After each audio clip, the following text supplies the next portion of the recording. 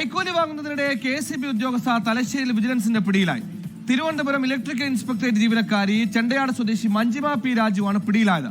പറശ്ശിനിക്കവട് സ്വദേശിയിൽ 4000 രൂപ കൈക്കൂലി വാങ്ങുന്നതിനിടയിലാണ് vigilance Kannur unit പിടികൂടിയത്. നാട്ടിൽ നിന്ന് ജോലിസ്ഥലമായ തിരുവനന്തപുരത്തേക്ക് ട്രെയിനിൽ പോകുന്നതിനിടെയാണ് കൈക്കൂലി വാങ്ങുന്നത്.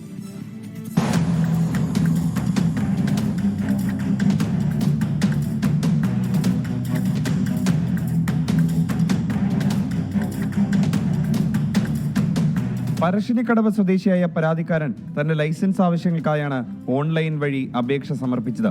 എന്നാൽ ആഴ്ചകൾ കഴിഞ്ഞിട്ടും ഫയലുകൾ അനങ്ങിയില്ല.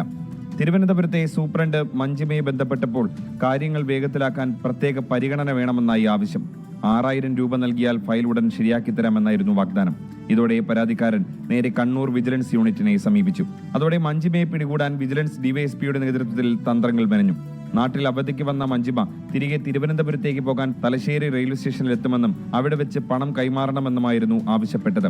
വിജിലൻസ് നൽകിയ നിർദ്ദേശപ്രകാരം ഫിനോഫ്തലിൻ പൊടി പുരട്ടിയ നോട്ടുകളുമായാണ് പരാതിക്കാരൻ റെയിൽവേ സ്റ്റേഷനിലെത്തിയത്.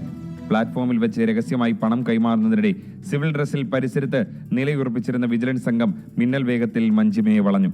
കൈവശമിരുന്ന നോട്ടുകൾ ശാസ്ത്രീയ പരിശോധനയ്ക്ക് വിധേയമാക്കിയപ്പോൾ വിജിലൻസിന്റെ കണക്കുകൂട്ടലുകൾ പിഴച്ചില്ല. നോട്ടിലെ രാസവസ്തു മഞ്ജിമയുടെ കൈകളിലും പറ്റിയിട്ടുണ്ടായിരുന്നു. ഇതോടെ കുറ്റം നിഷേധിക്കാൻ ഉദ്യോഗസ്ഥയ്ക്ക് വഴിയില്ലാതായി.